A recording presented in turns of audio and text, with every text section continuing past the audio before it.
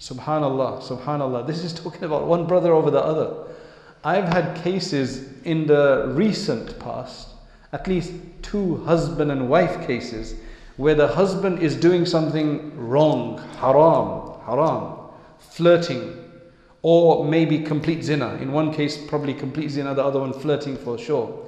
And he wants his wife to tolerate it. And she's saying, she obviously wants to keep the marriage together, but he wants it that, both cases, he wants it that she doesn't say anything to him. She agrees with him. Does mudahanat, essentially, right? Doesn't say anything to him. He's willing to lose his kids over it. This is just the passion of the nafs, overwhelming one to such a degree that they're not thinking straight. He will regret it 5 years down the line, 10 years down the line. After he's had his pleasure, he's grown a bit older. And ajib thing is that this is all happening in midlife, when you get to 40. I call this midlife crisis.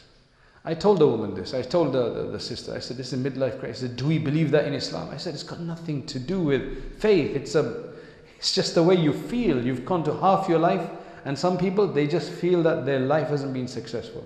They haven't had fun. So now they're looking for some weird fun, so they start acting like children. I'm not joking. This is an ajib age. You have to be careful when you're 40. You're supposed to mentally mature. But if you're wrong and you just don't have the guidance, you will fall off. And you'll do some crazy things, and some people have lost their family. This is the case. This is the time when people will divorce their spouse if they've had sometimes people will bear it. They've got problems with their spouse, right? Genuine problems sometimes. It's when they get to this midlife age that they will finally have enough courage to take the step of divorce, whether that's from the wife or the husband. This is a very critical age. What do other people do in this age? Well, some people, they go and buy a motorbike, have fun. Some people, they want to start traveling. I don't know. Some people, they want to maybe start smoking. Just different things. You need something different at this time. I don't know if any of you have experienced this who are that age. But if your focus is Allah, then this is the age when you'll get closer to Allah.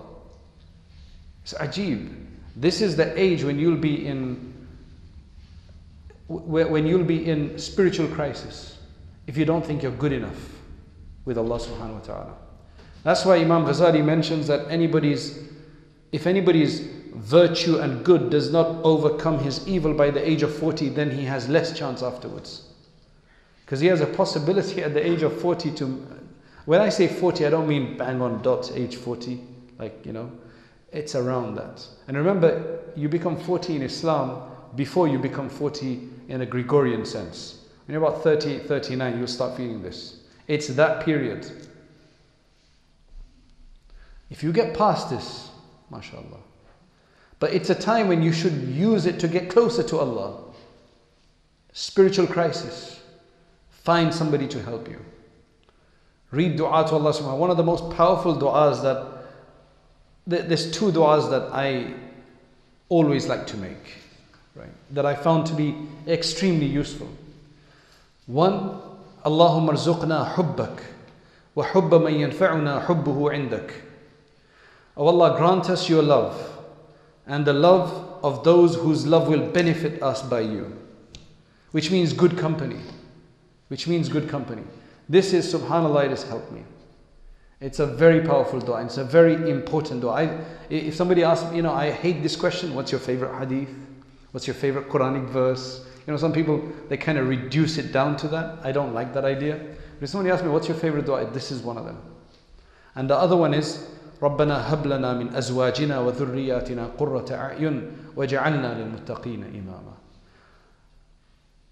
Our Lord, grant us from our spouses those that gladden our eyes, and from our children. So wife can make it for husband, husband can make it for wife. It says azwaj, wives, whatever, right? Whatever the connotations. And from our children, from our progeny. Progeny is until the day of judgment. So if we don't even see our progeny beyond the second generation, on the day of judgment, inshallah, when we get up, we'll have these thousands of people, maybe millions of progeny. Who knows? That will gladden our eyes, because Allah would have accepted them for something. So wonderful. Those two are very powerful du'as, I believe.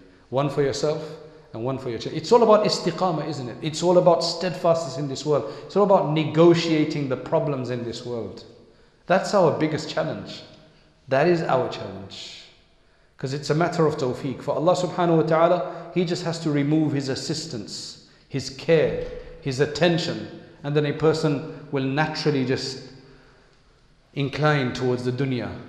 And that's essentially one meaning of idlal, which means khidlan. Idlal means to leave somebody to stray.